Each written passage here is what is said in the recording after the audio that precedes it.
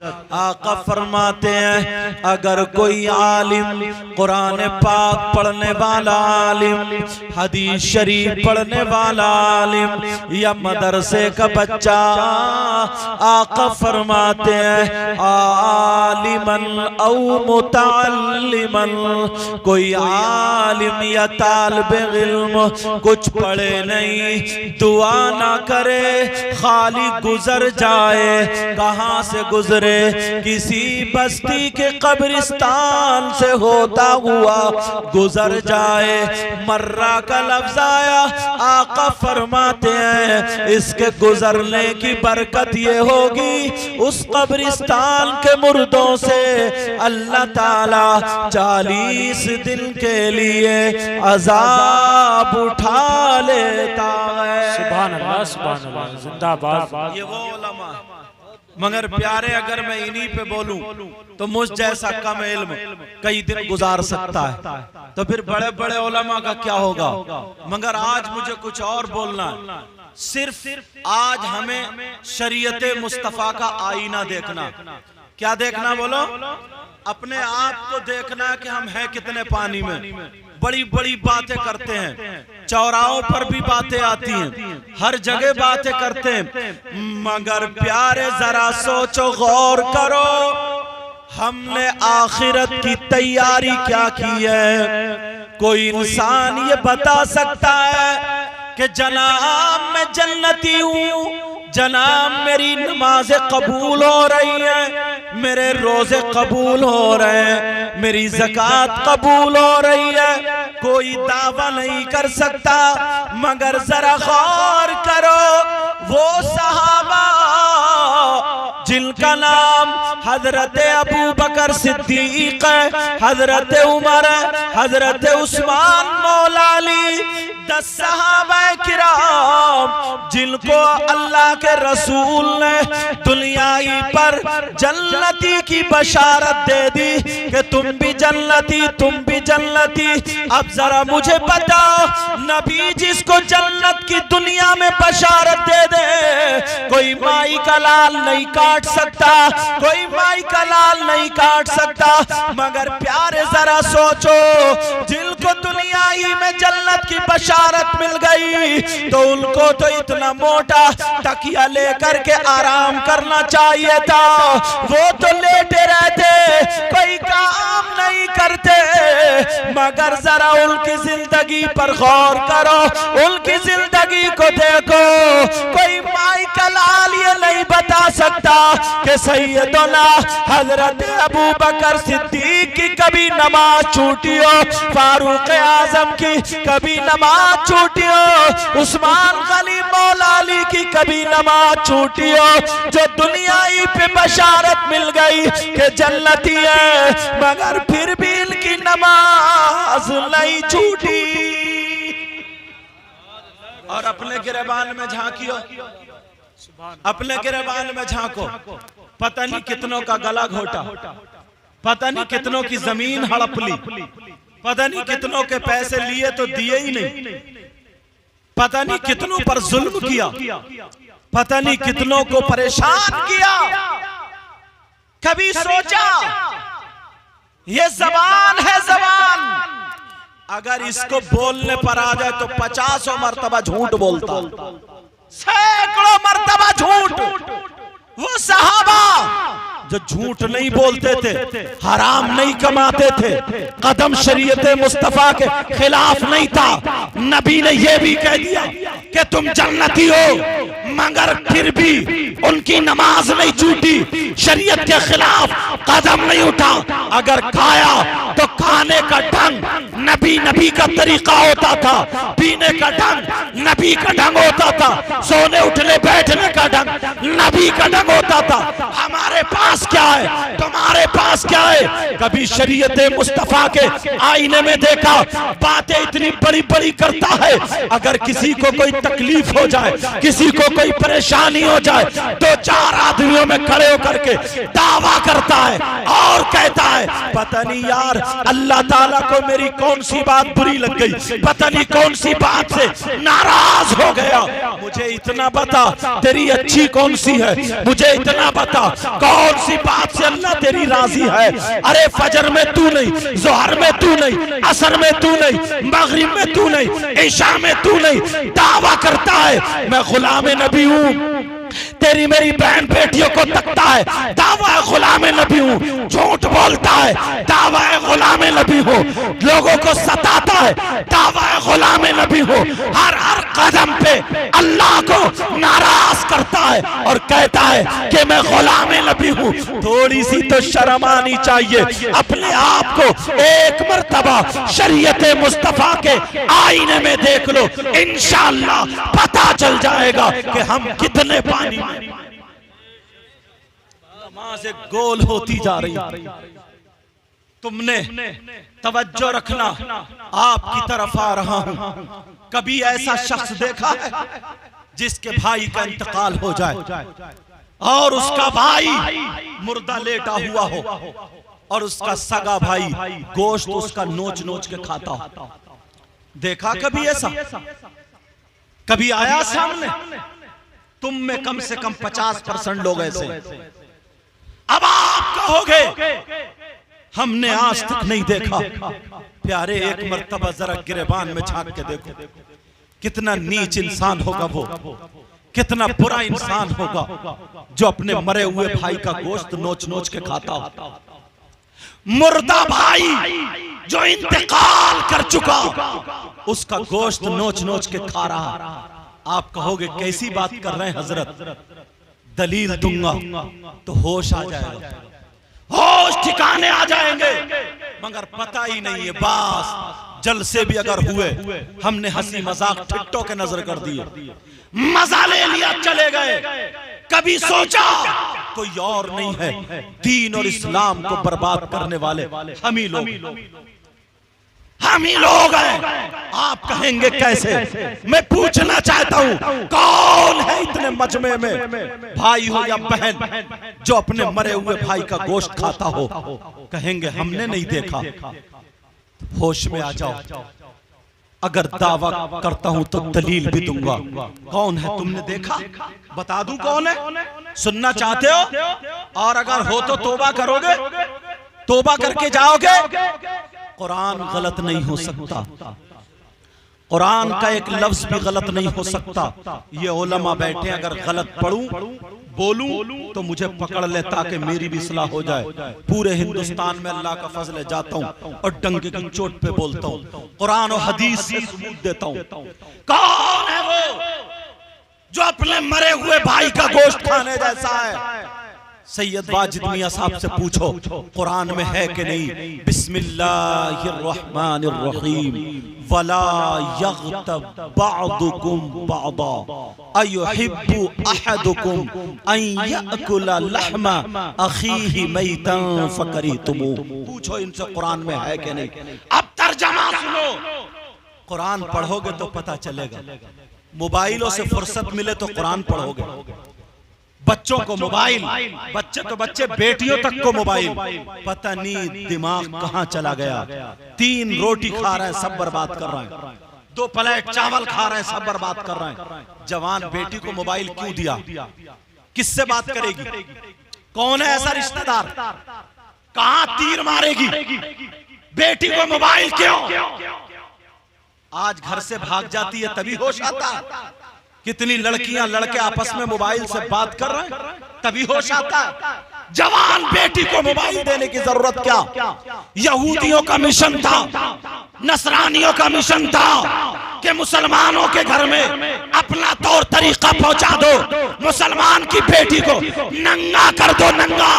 आज हाजी जी की बेटी नंगी हो गई, नमाजी की बेटी नंगी हो गई, मुसलमान की बेटी नंगी हो गई। शादी में देख लियो, अपनी बेटी को देखना सर पे दुपट्टा नहीं होगा, बेटी को देखना गिरेबान खुला होगा, बेटी को देखना नाचने वाली औरतों की तरह कपड़े पहने होगी। कहाँ है बाप, कहाँ है माँ? यहूदियों ने मोबाइल के जरिए, फैशन के जरिए तुम्हारे घर से दीन और इस्लाम की बरकतों को निकाल लिया, शैतानियत को तुम्हारे घर में डाल दिया। पहले की औरतें थी पर्दे में रहती थी, बच्चे पैदा होते थे तो किसी के घर गौसे पाक पैदा होता था, किसी के घर में गरीब नवाज पैदा होता था, किसी के घर में साबिर पाक पैदा होता था, किसी के घर में वारिस पाक पैदा होता था, किसी के घर में मखदूम सिमना पैदा होता था, किसी के घर में हाफिज शाह जमालुल्लाह पैदा होते थे, किसी के घर में आला हज़रत पैदा होते थे। आज के अगर पैदा हो रहा है तो कोई नचकैया पैदा हो रहा है, कोई भांड पैदा हो रहा है, कोई शराबी पैदा हो रहा है, कोई जुआरी पैदा हो रहा है। जैसा करोगे वैसा। होश में आओ, होश के नाखून लो। बाप की हिम्मत नहीं है जवान बेटी को दुपट्टा उड़ा दे। देख रहा है, शर्म हया गैरत खत्म, जानबूझ के अंधे हो गए, जानबूझ के बहरे हो गए। किस माँ को पता नहीं है मेरी बेटी पे मोबाइल? किस बाप को पता नहीं है? चलो किसी बाप को नहीं भी हो सकता, लेकिन माँ को तो पता होगा। जब बेइज्जती सर पे आ गई, अब रो रो के कह रही है पता नहीं मेरी बेटी को किसी ने जादू करा दिया, पता नहीं मेरी बेटी पे कोई हवाई असर हो गया, पता नहीं मेरी बेटी का किसी ने दिमाग फिरवा दिया। वरना बड़ी शरीफ थी, कोई बात नहीं, लट फेरो इस माँ पे, लट 3 कमर पे लट मारो, तोड़ दो कमर। तू माँ काय के लिए बनी थी? नबी ने फरमाया सबसे पहला मदरसा माँ की गोद। उतलुबुल इल्म मिनल महदी इलल लाद, इल्म हासिल करो माँ की गोद से गौर तक। तुम माँ क्यों बनी? बस खाली बच्चे पैदा कर दिए? बच्चे तो कुतियां भी पैदा करती हैं, बच्चे तो जानवर भी पैदा करते हैं। इंसान में और जानवर में फर्क क्या रहा? जवान बेटी जिसका जिस्म पूरा बगैर दुपट्टों के शादी में, पुराने लोग पूछो इनकी बहन इनके सामने बोलने की हिम्मत नहीं रखती। पुराने लोगों से पूछो, हिम्मत नहीं है, हिम्मत।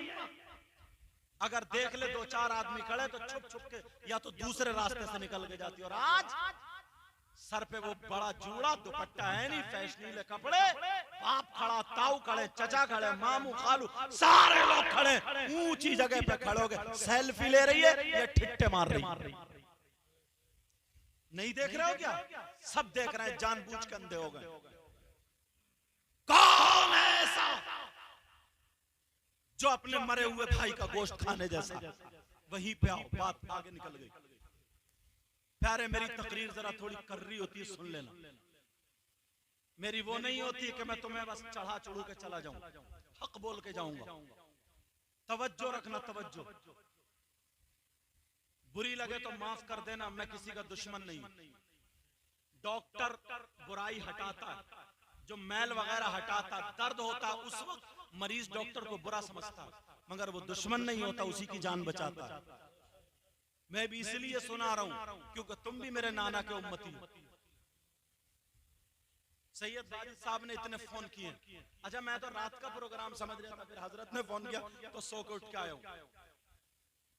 मगर तवज्जो रखो, कौन है जो अपने मरे हुए जैसे भाई का गोश्त खाना?